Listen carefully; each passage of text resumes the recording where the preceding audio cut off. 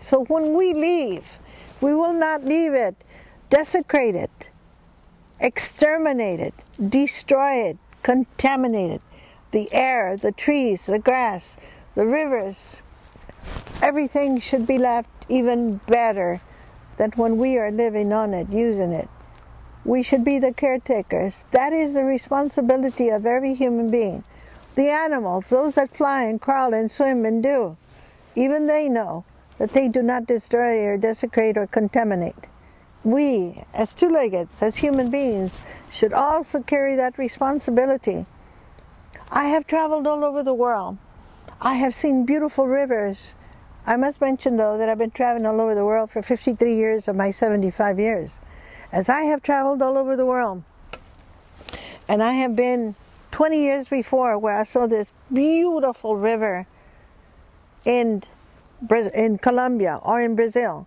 And then I go back 20 years later, and the trees are all brown and dying. The river is all filthy, full of foam, full of garbage, trash, chemicals, destroyed. It's worse, I think. It is just as bad in the United States as it is in other countries. But it breaks my heart to remember when I could walk to the edge of that river or that lake and look down and see way down the beauty of a clear, clean, beautiful water. And now I cannot see nothing because it is brown and dirty and foamy and ugly and contaminated. It breaks my heart as an Indian to see what has been done. There is a poster, a huge poster, a billboard poster, driving from Los Angeles to, I think it's to the desert in Palm Springs. And it is a picture of an Indian, just the face of an Indian man. And he has a tear going down his eye.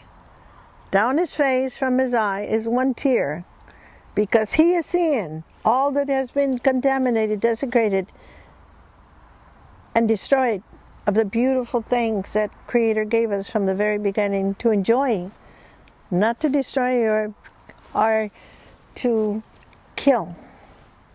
When I say kill, I mean to destroy or finish off, exterminate anything, the air, the water, this, that. So what I'm here for is to take this global message. Now I have a piece here that will explain it much quicker. From what it comes from the Global Peace Walk that I talked about, where they walk from Santa Fe, New Mexico. I am from Taos, New Mexico. An hour and a half away by car.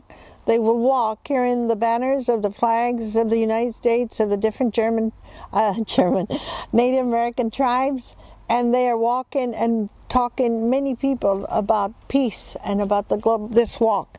And what it says about that from the message is this: to the present and future generations, all over the world, people are fighting for land and life. The exploitation of mineral resources by many people's greedy lifestyles threaten the existence of all human beings that live on the earth right now.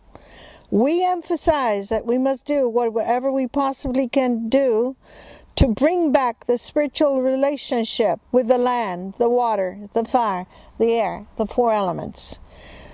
We must hold our heads together and act together to correct these imbalances that people have placed on earth and all of its creatures and things of this earth. We must use our logic, our wisdom, our knowledge to remove all pollution and things that we face together every day that are not correct for the survival of our human races, for the survival of our future generations, for the survival of those that live, even the trees, the standing tall people, the children, all who will come after us. People must cooperate together as human beings, regardless of the race, religions, of their ideologies, of their countries, because we are all one. We are all part of the human race. No matter what color we are, where we are, what our religion, or what country, we are all one.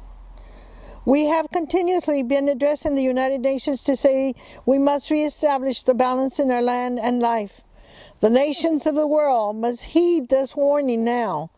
Otherwise, because of the destruction of nature, another belligerent confrontations, which we mean wars, that cover up the earth, catastrophe that humanity has ever experienced before, will potentially await all of us. So this is a message. This world needs a miracle. If you open your mind, a miracle happens every day.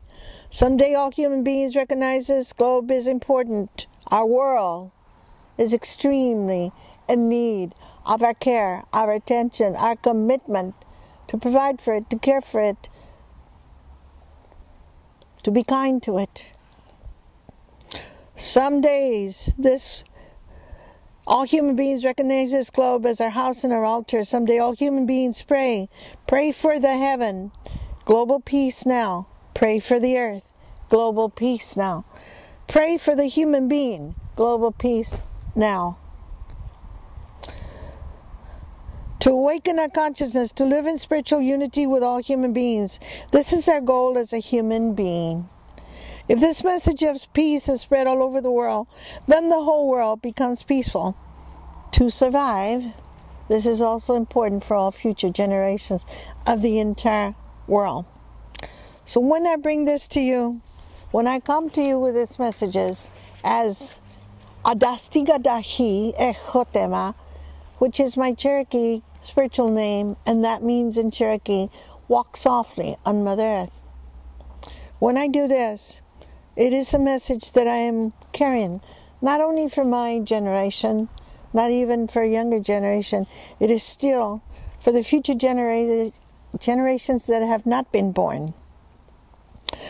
I am doing what I can by going from country to country, taking these peace proclamations from my mayor, being introduced to the city halls as a ambassador of peace and goodwill globally, not just in my little town. I asked for this mission. I asked the mayor, give me the proclamation. I will travel all over the world. You don't have to financially support me or anything. I will do it on my own. I will go and be with the people. I will go and be in the countries. I will go take them this message. I will take my message. I will take your message. So, in this is a future generation's prayer that I have brought to you.